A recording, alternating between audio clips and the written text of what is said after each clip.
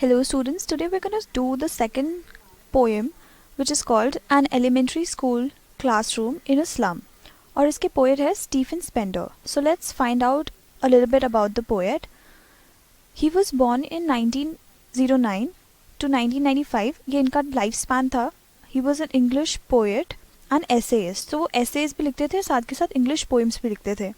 और उन्होंने university college छोड़ दी थी ऑक्सफोर्ड की बिना किसी डिग्री लिए और वो बर्लिन चले गए थे 1930s में.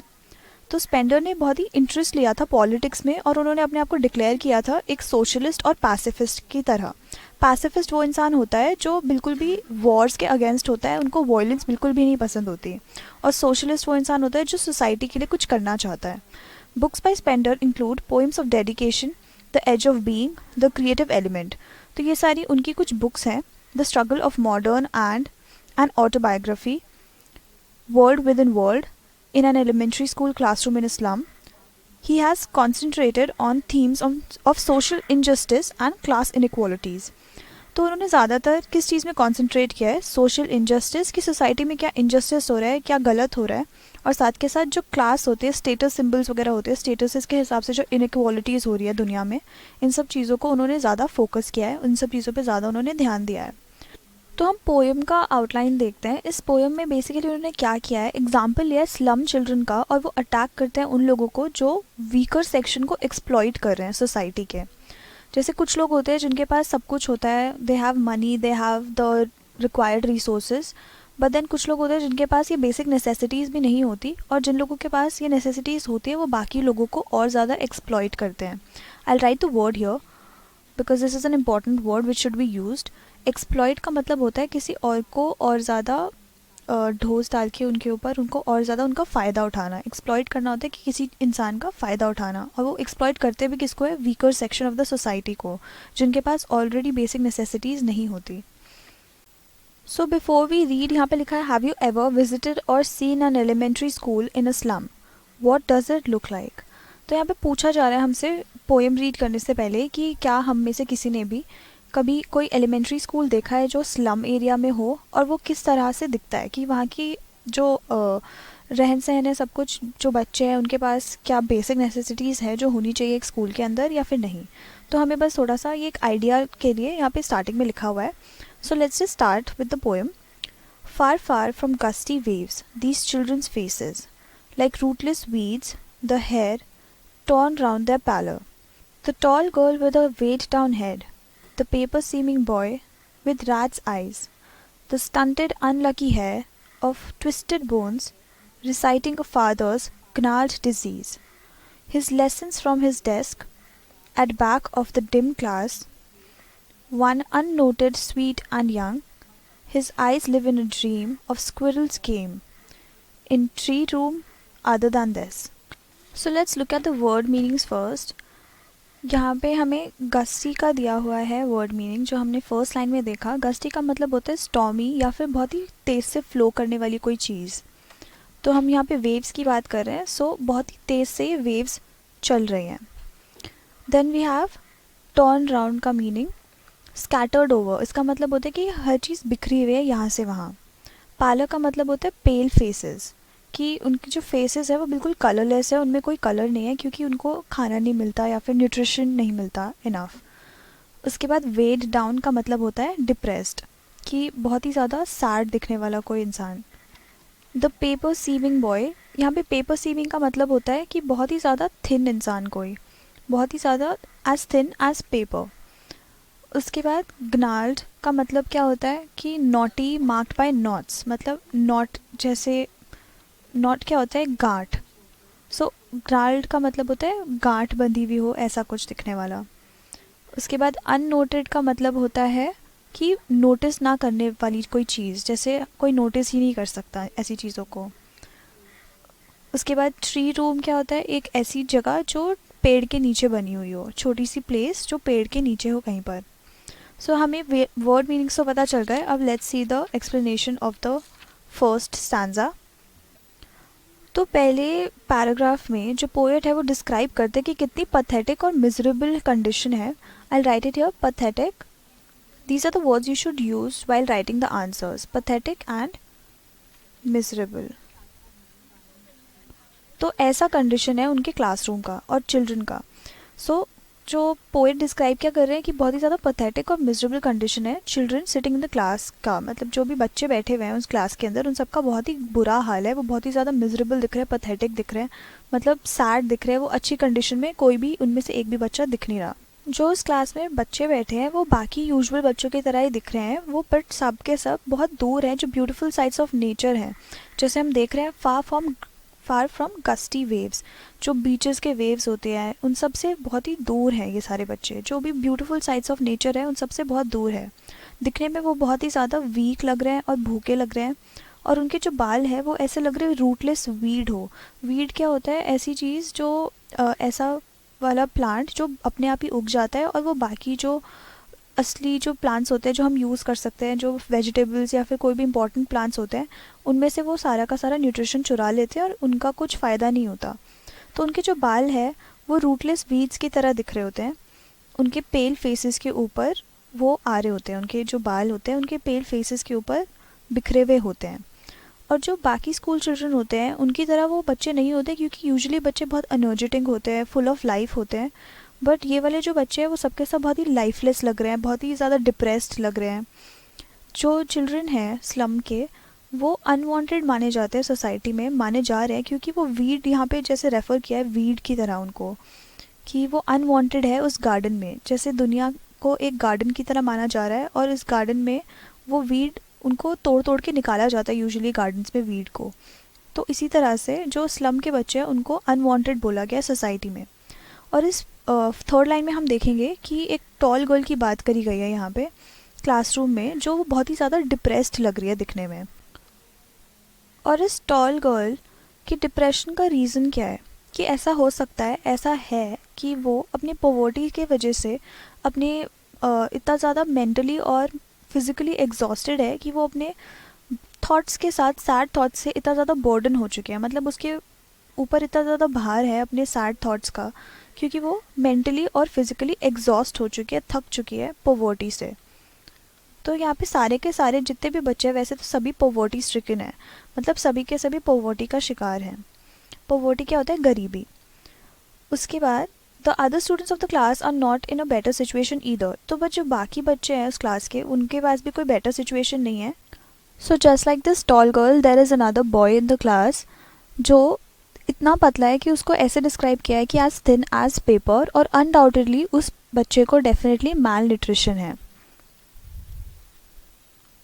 माल न्यूट्रिशन क्या होता है? जब किसी बच्चे को कंप्लीट प्रोटीन्स वगैरह नहीं मिल रहे होते, कि वो दिख रहा होता है ऑन द बॉडी, फिजिकली देख सकते हो कि उस बच्चे को ढंग से खाना नहीं मिल रहा, उसको प्रॉपर हेल्थ के लिए फूड नहीं मिल रहा।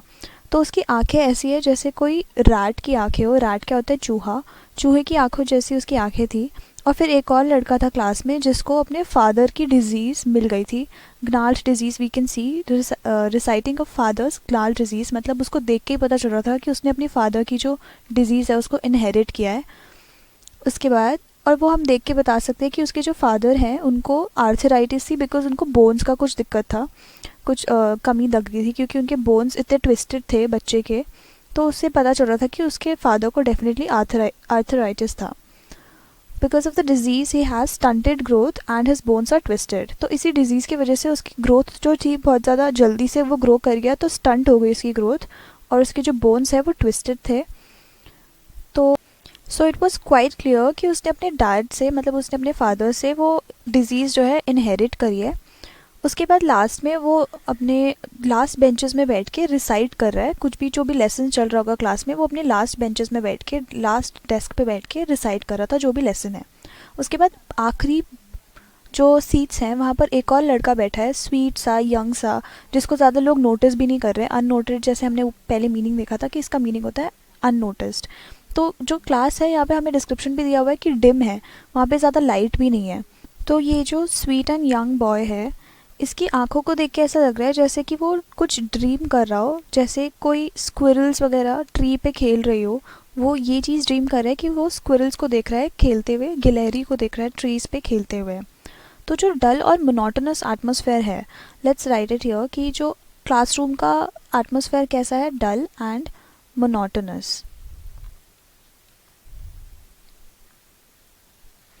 सो these are important descriptions about the classroom कि इसी वजह से जो वो इकलौता लड़का है जो अपनी ड्रीम्स में खोया हुआ है, स्क्विरल्स के बारे में ड्रीम कर रहा है, इसी वजह से जो बच्चे हैं वो क्लास में अटेंशन नहीं दे पा रहे क्योंकि क्लासरूम ही इतना डल लग रहा है, इतना बोरिंग लग रहा है कि कोई भी बच्चा पढ़ना ही नहीं चाहेगा वहाँ पे. So let's start with the second paragraph. On sour cream walls, donations, Shakespeare's head, cloudless at dawn, civilized dome riding all cities, belled, flowery, Tyrolese valley, open-handed map, awarding the world its world, were all their futures painted with fog. A narrow street sealed in with a lead sky, far far from rivers, capes and stars of words. So हम second stanza देखते हैं पूरा and इसके word meanings देखते हैं पहले first of all, so that it's easier for us to understand कि बाकी जो ईजी वर्ड्स वगैरह हैं. तो सार क्रीम वॉल्स है कि येलो ऑफ वाइटिश कलर की जो वॉल्स है वहाँ पर जो पेंट है रूम का वो सारा इस कलर का है कि ऑफ वाइट येलोइश कलर की पेंटिंग है.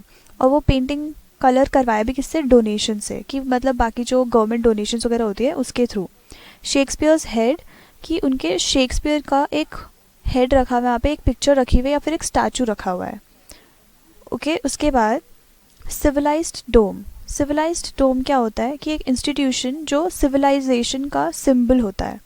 तो वहाँ पे सिविलाइजेशन का ऐसे सिंबल दिखाते हुए institution that are symbols of civilization, तो वैसे उस तरह के डोम्स वगैरह वहाँ पे पड़े हुए थे.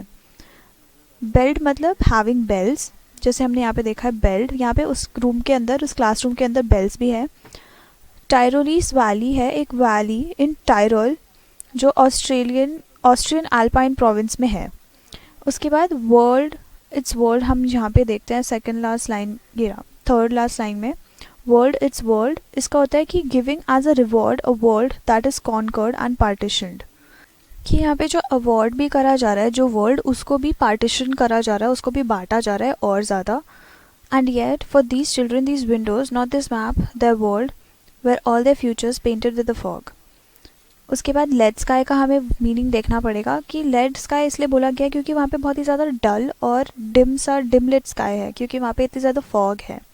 फॉग क्या होता है, धुंध. एंड केप्स का मतलब होता है extensions of land jutting out of into waters as peninsulas. तो वहाँ पे वाटर बॉडीज़ की बात हो रही है basically. So let's get into the explanation. So जो ये सेकंड स्टैंजा है यहाँ पे पोएट बेसिकली डिस्क्राइब कर रहे हैं हमें कि जो क्लासरूम है कितनी ज़्यादा डर्टी है. इस क्लासरूम के जो वॉल्स है वो भी डर्टी है और बहुत ही बोरिंग सी, उस पर पेंटिंग भी कितने पेंट जो भी है उस वॉल के ऊपर वो भी सावर क्रीम है. सो वो भी बहुत ज़्यादा डल है, इट्स नॉट ब्राइट इनफ. और क्लास में बहुत ही ज़्यादा डल लाइटिंग है, सब कुछ बहुत ही अनप्लेजेंट लग रहा है. ऑन द वॉल्स, तो जो वॉल्स है उसके ऊपर डोनेशंस जिन लोगों ने दिए हैं उन सब के नाम लिखे हुए हैं, डिस्प्ले करे हुए हैं.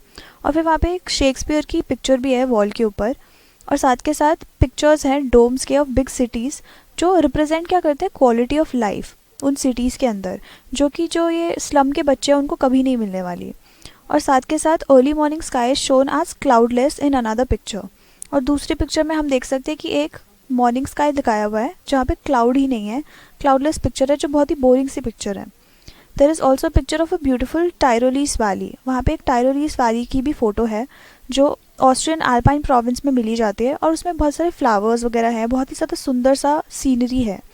और फिर साथ के साथ जो वर्ल्ड मैप है उसको भी डिवाइड करा हुआ है कंट्रीज़ में और ज़्यादा कंट्रीज़ में. सो वर्ल्ड मैप लगाया हुआ है वहाँ पे, तो वो बच्चे वो भी देख सकते हैं, छोटे हो या बड़ी हो हर तरह की कंट्रीज़ वहाँ पे दिखती है. और symbolically gives the children the whole world, पर सिंबल की तरह से वो पूरी दुनिया दिखा रहे हैं उन बच्चों को, बट वो बच्चे कभी भी उन दुनिया को हासिल नहीं कर पाएंगे. But all these pictures have no meaning to this impoverished children. तो जो ये इम्पॉवरिश्ड चिल्ड्रन है, I will write it here. Impoverished मतलब कि उनके पास सही नेसेसिटीज़ नहीं हैं. तो जो इम्पॉवरिश्ड बच्चे हैं ये, इन सब के पास ये सब चीज़ें लाइक मैटर नहीं करेगी इनके लिए, क्योंकि इनके लिए कोई मीनिंग ही नहीं बनता, क्योंकि ये एनीवेज कभी भी उन सब चीज़ों को एक्चुअली में एक्सपीरियंस नहीं कर पाएंगे. जो वर्ल्ड है जो डिपिक्ट करी जा रही है इन वॉल्स के ऊपर, वो इन बच्चों की वर्ल्ड नहीं है. इन बच्चों का वर्ल्ड जो है उसी स्लम के अंदर ही है, उसके बाहर वो निकल ही नहीं सकते. There world does not contain huge domes or prosperity or the scenic beauty represented in the picture.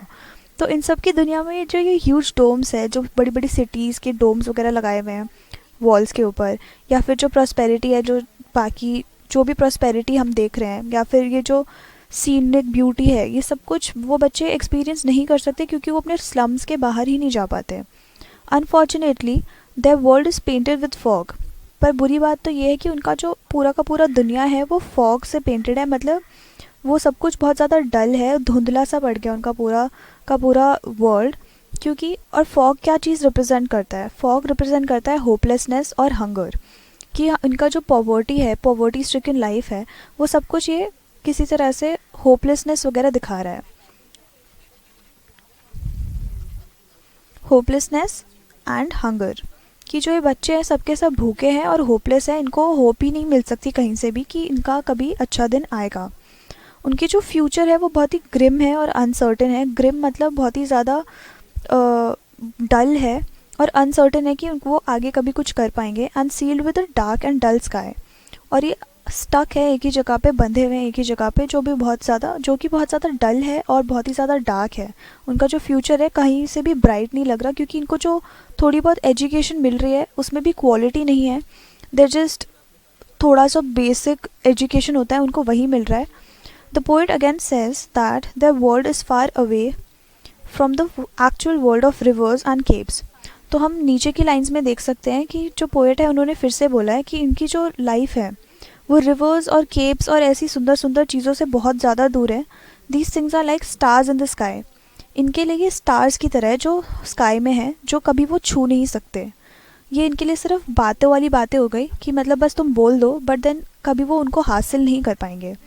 तो इन बच्चों की जो स्टेट है वो बहुत ही ज़्यादा सैड है, क्योंकि उनको सब कुछ दिखाया जा रहा है। दे हैव एवरीथिंग, लाइक उनके पास नॉलेज है कि ये सब चीज़ें एग्जिस्ट करती है, बट वो अपने स्लम के बाहर कभी निकल ही नहीं पाएंगे क्योंकि उनको वो नेसेसिटी बेसिक नहीं मिल रही। सो अभी तक की पोएम में हमने क्या देखा है कि जो बच्चे हैं उनका जो स्टेट है फ़िलहाल वो बहुत ही ज़्यादा डिप्रेसिंग है, बहुत ही ज़्यादा पथेटिक एंड मिजरेबल है। हमने यहाँ तक की अभी पोएम पढ़ी है, तो इसमें हमें बेसिकली डिस्क्राइब किया गया है कि उनका स्टेटस क्या है, जो उनकी क्लासरूम में कैसे डल पेंटिंग्स है, और जो डल पेंट है तो उसकी वजह से everything looks very dull.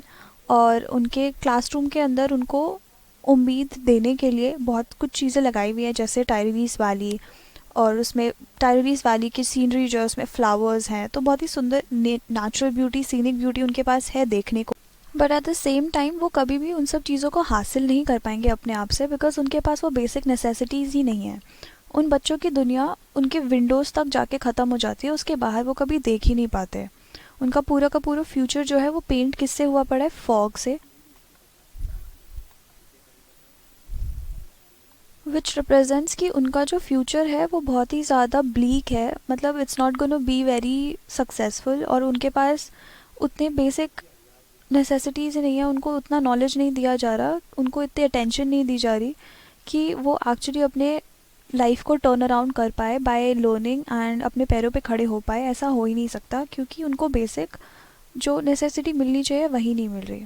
So far we have seen कि जो हमारे पोएट हैं उन्होंने अभी तक हमें डिस्क्राइब किया है कि उस क्लासरूम की क्या हालत है, वहाँ पे जो बच्चे बैठे हैं उस क्लासरूम के अंदर उनका क्या हाल है।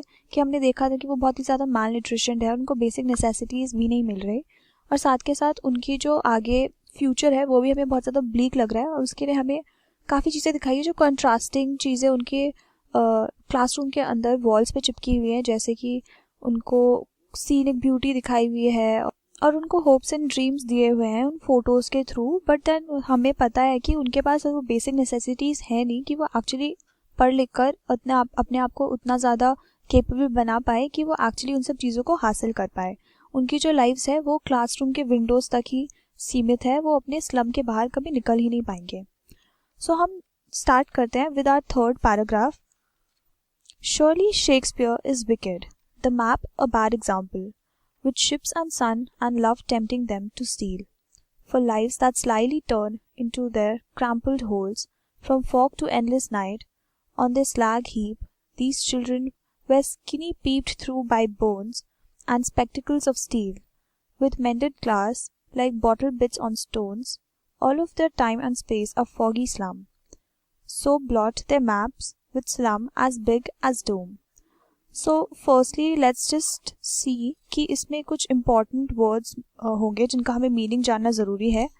So we'll start with that. Shakespeare हमें पता है कि बहुत ही ज़्यादा important literary person थे, मतलब जो literature में जिनका बहुत बड़ा हाथ था. यहाँ holes का मतलब है houses, फिर slag का मतलब है a stony waste matter separated from metal during the refining of ore. तो slag होता है कि जो वेस्ट मटेरियल होता है, कंकड़ का वेस्ट, तो उसका हीप बना हुआ है, मतलब एक पहाड़ बना हुआ है. उसके बाद पीप्ड थ्रू का मतलब होता है कि उसमें से झांक रहा है, कि उसके जो बोन्स है वो विजिबल है बहुत ही आराम से. फिर स्लम्स क्या होता है, जहाँ पे इनसैनिटरी सेटलमेंट्स होते हैं, जो बहुत ही ज़्यादा गंदी जगह होती है जहाँ पे लोगों को रहना पड़ जाता है स्लम्स में, जो उतनी अच्छी जगह नहीं होती रहने के लिए, जहाँ पे प्रॉपर सैनिटाइजेशन नहीं होता. उसके बाद यहाँ डूम का मतलब है डिस्ट्रक्शन, मतलब अब जो भी होगा सब कुछ गलत होगा और उनका जो फ्यूचर है everything is in the dark, कि अब there is no hope for any bright future. तो अब हम एक्सप्लेनेशन देखते हैं. Shakespeare is wicked. शेक्सपियर को विकेड क्यों बोला गया है? यहाँ पे शेक्सपियर को विकेड इसलिए बोला गया क्योंकि जो बच्चे हैं उनके लिए स्कूल जाना मीनिंगलेस है. जो ये स्लम के बच्चे हैं उन सबके लिए स्कूल जाना बिल्कुल मीनिंगलेस है. उनके लिए ये मैप्स वगैरह जो है बैड एग्जाम्पल है, मतलब उनको ये सब दिखाने का कोई फ़ायदा ही नहीं है. जो शिप्स है और सन है और लव है, टेम्पटिंग जो भी तुमको दिख रहा है यहाँ पे बच्चों को, जो भी टेम्प्ट कर रही है चीज़ें, मतलब जो उनको ललचा रही हैं, ये सब चीज़ें उनको मिलने नहीं वाली. उनसे ये सब चीज़ें छिन चुकी हैं ऑलरेडी, क्योंकि उनको एनीवेज वो हासिल नहीं होगा. The children here will never learn about Shakespeare's work. तो यहाँ पे जो बच्चे हैं वो कभी भी शेक्सपियर के काम को जान नहीं पाएंगे, समझ नहीं पाएंगे. The map is also a bad example. जहाँ से हमने अभी देखा था कि जो मैप है ये भी बैड एग्जाम्पल है, क्योंकि इन बच्चों के लिए इनकी क्लासरूम ही पूरी की पूरी दुनिया है. सो ये जो स्लम चिल्ड्रन है उनकी जो दुनिया है वो पॉवर्टी, हंगर, होपलेसनेस, इन्हीं सब चीज़ों में मिली हुई है और इसके बाहर वो ज़्यादा सोच भी नहीं पाते. तो जो ये मैप्स है ये सब कुछ उन बच्चों के लिए अनरियल है, जिनके बारे में वो नहीं सोच सकते. ये सोचना उनके लिए रियलिस्टिक है ही नहीं, because they can never achieve it. तो जैसे हम सेकेंड लाइन में देख रहे हैं कि जो शिप्स है, सन है, लव एंड केयर है, जो ये सब चीज़ें बस उन्हें टेम्प्ट कर रही हैं. जो ब्यूटीफुल वर्ल्ड की जो ये ऑफरिंग्स होती हैं, जैसे शिप्स, सन, लव, केयर, ये सब चीज़ें उनको टेम्प्ट कर रही है, मतलब उनको बस जला रही है, उनको चिढ़ा रही है कि तुम जाके बाहर जाके स्टील करो, बिकॉज उनके अपने आप से उनकी हैसियत नहीं है कि वो सब इन सब चीज़ों को वो पा सके. They can not have all these worldly things. अगर उनको चाहिए तो उनको चुराना पड़ेगा, स्टील करना पड़ेगा. They live in cramped holes like हंटमैन and there is no end to their misery. तो क्रैम्पल्ड होल्स में रहते हैं, जैसे हमने यहाँ पे देखा था हाउसेस है, होल्स का मतलब यहाँ पे, तो वो ऐसे क्रैम्पल्ड होल्स में रहते हैं और वो मिजरी की लाइफ जी रहे हैं जो बहुत ही ज़्यादा दुख भरी है. मिजरी मतलब दुख भरी, बहुत ही ज़्यादा सैड लाइफ है उनकी. और जो स्लम के बच्चे हैं वो बेसिकली एक परपेचुअल ग्लूम के स्टेट में फंसे हुए हैं, जिसमें हंगर और डिस्पेयर है बहुत ज़्यादा. परपेचुअल का मतलब क्या होता है? परपेचुअल का मतलब होता है कि वो हमेशा रहेगा. परपेचुअल जो ऐसी चीज़ जो कभी ख़त्म नहीं होगी. तो परपेचुअल स्टेट ऑफ ग्लूम में वो फंसे हुए हैं. ग्लूम हमने यहाँ पे वर्ड वो क्या राइट है, परपेचुअल स्टेट ऑफ ग्लूम. तो ये ऐसी स्टेट में हमेशा के लिए फंस गए हैं. साथ के साथ ग्लूम, हंगर एंड डिस्पेयर. तो ग्लूम होता है a state of depression, hunger होता है भूख, डिस्पेयर होता है सैडनेस. सो इसी स्टेट में ये जो स्लम के बच्चे हैं वो अभी तक फंसे हुए हैं और इसके बाहर वो निकल भी नहीं पाएंगे. उनकी जो बॉडी है वो गार्बेज हीप्स की तरह लगती है. गार्बेज हीप्स क्या होता है कि बहुत सारा जब ढेर इकट्ठा हो जाता है गार्बेज का, मतलब वेस्ट मटेरियल का, तो फिर वो हीप की तरह लगने लगता है, स्लैग हीप. तो हमने यहाँ पे मीनिंग देखा था स्लैग का. जैसे स्लैग का मीनिंग होता है कि जो मेटल होता है, जो वेस्ट मटेरियल हो जाता है, उसमें से थोड़े बहुत कंकड़ निकलते हैं, उन सब का हीप, उन बच्चों को स्लैग हीप बोला गया है. और जो ये बच्चे हैं उनकी जो बोन्स हैं वो साफ साफ निकलती हुई दिखाई दे रही है. उनकी बोन्स वो इतने ज़्यादा पतले हैं, इतने ज़्यादा स्किनी है, इतने माल न्यूट्रिशन है कि उनकी जो बोन्स है वो दिख रही है साफ साफ उनके स्किन के थ्रू. और उनकी जो स्टेट ऑफ पॉवर्टी है इतनी ज़्यादा गहरी है, इतनी ज़्यादा इंटेंसिफाइड है कि उनकी जो the glasses which the children were are cracked. तो जो उन बच्चों ने, उनमें से कुछ बच्चे हैं जिन लोगों ने स्पेक्टिकल्स पहने हुए हैं स्टील के, वो भी उसकी जो ग्लासेस है वो भी क्रैक्ड है।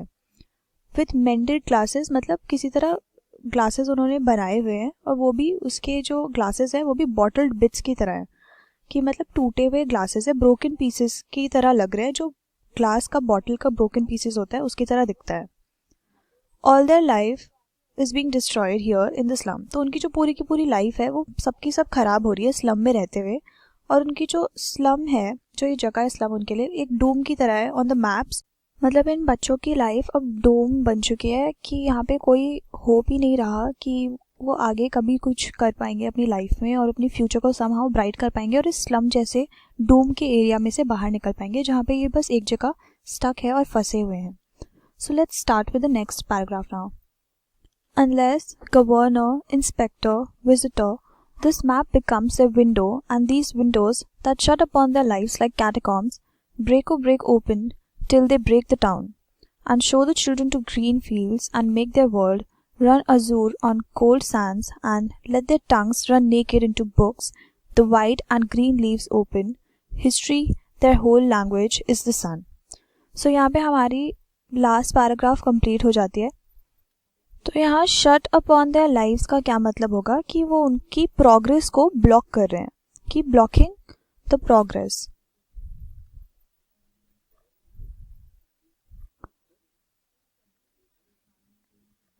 उसके बाद कैटाकॉम्स क्या होता है? कैटाकॉम्स का मीनिंग होता है कि ग्रेव्स, जो सेमेटरीज होती हैं जहाँ पे शमशान घाट होते हैं, तो वहाँ पे जो कब्र होती है उसको कैटाकॉम्स बोला जाता है।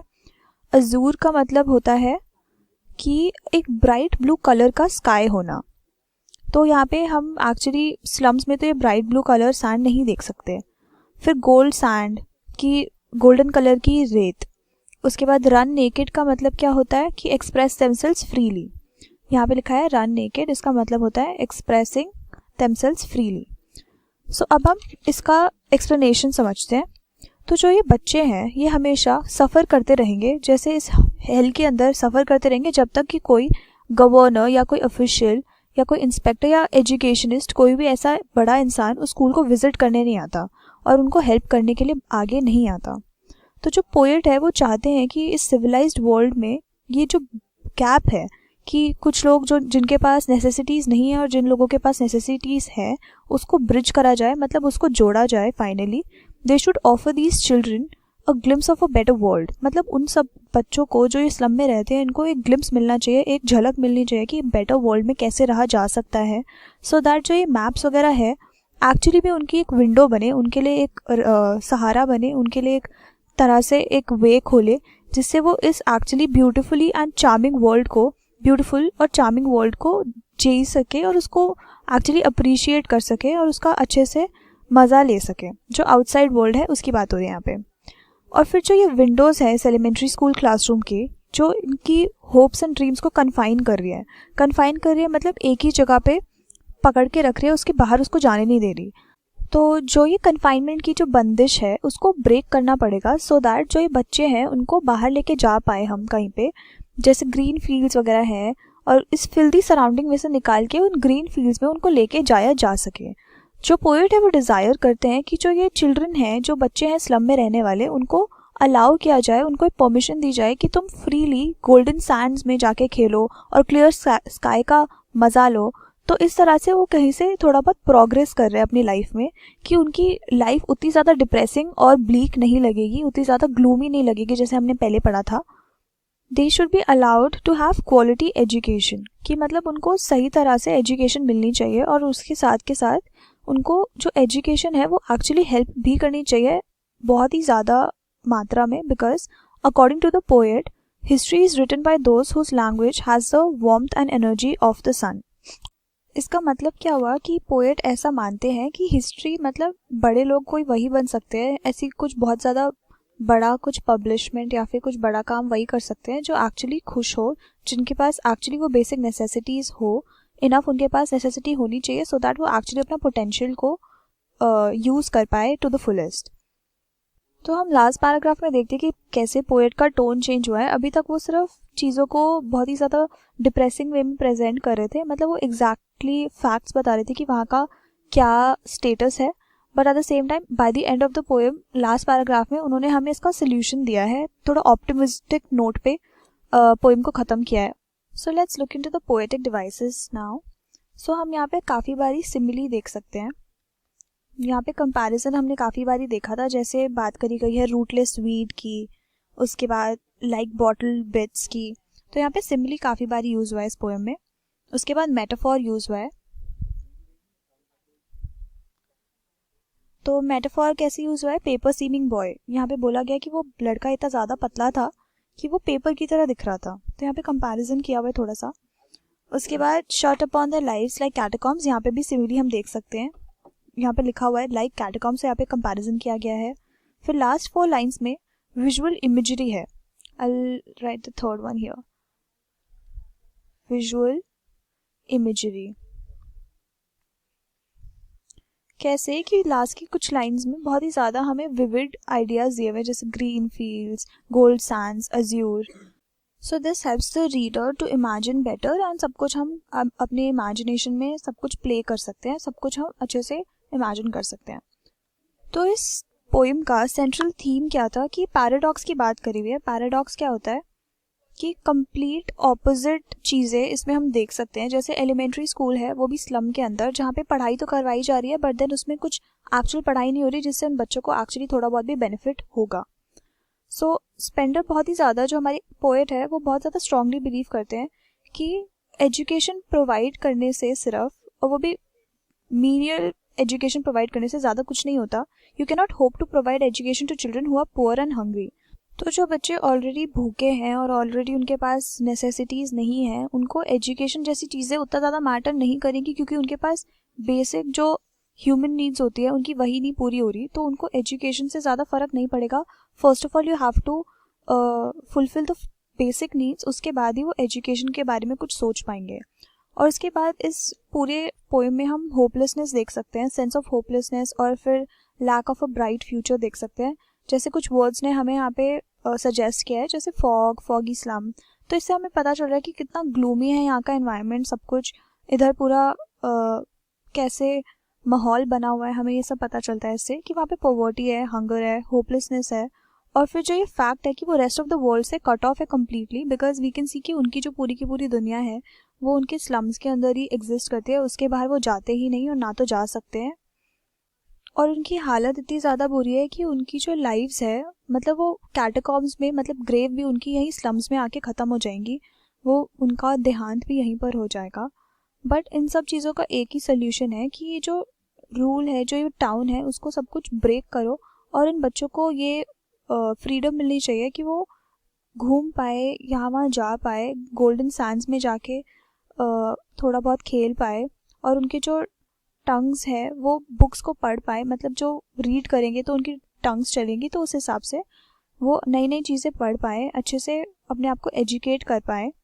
और जो हमारे पोएट है वो माल न्यूट्रिशमेंट और साथ के साथ इनहेरिटेड डिजीजेस, ऐसी ऐसी दिक्कतों को वो एड्रेस करते हैं, क्योंकि इन सब चीज़ों पे यूजुअली बहुत सारे पोएट्स बात नहीं करते हैं, और वो होप करते हैं कि एजुकेशन प्रोवाइड करके ये जो बच्चे हैं स्लम के, ये एम्पावर हो सके किसी तरह।